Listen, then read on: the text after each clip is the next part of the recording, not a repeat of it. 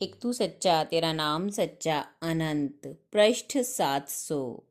सतपुरुष बाबा फुलसंदे वाले कहते हैं, हे पुत्र, जो चंद्रमा और चंदन वृक्ष की भांति दूसरों के ताप संताप को हरते हैं, जो संसार में परोपकार के लिए स्वयं कष्ट उठाते हैं, वे ही पुण्य आत्मा हैं।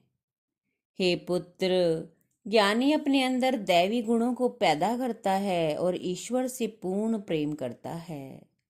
ईश्वर की प्राप्ति के लिए अपना तन मन धन सब कुछ लुटाने के लिए तैयार रहता है। सच्चे फकीर का आदर्श दूसरा ही होता है। अगर वह अपने को परमेश्वर का बंदा स्वीकार करता है तो परमेश्वर के सिवा और किसी को नहीं जानता। समझता है आखिर परमेश्वर से नाता रखने वालों को दुनिया के भले बुरे से क्या लेना देना। इंसान को चाहिए कि अपनी अच्छी हालत में उन लोगों की तरफ को मदद का हाथ बढ़ाता रहे जो दीन दुखी हों, सहायता के मोहताज हों। इसलिए कि दीन दुखियों की मदद करने से इंसान की बला टल जाती है। जो धन दीन दुखियों की मदद में काम नहीं आता, वो आखिर जालिम के हाथ का शिकार होता है।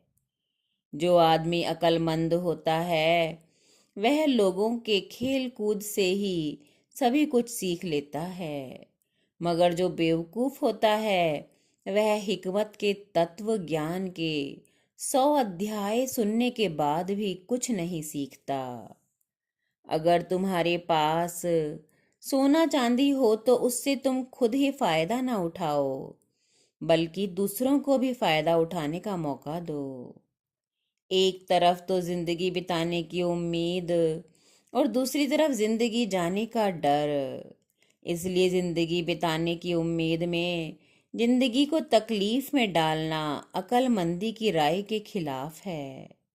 ना तो कामकाज से घबराना, ना दुखी होना, क्योंकि अमृत हमेशा अंधेरे में ही रहता है।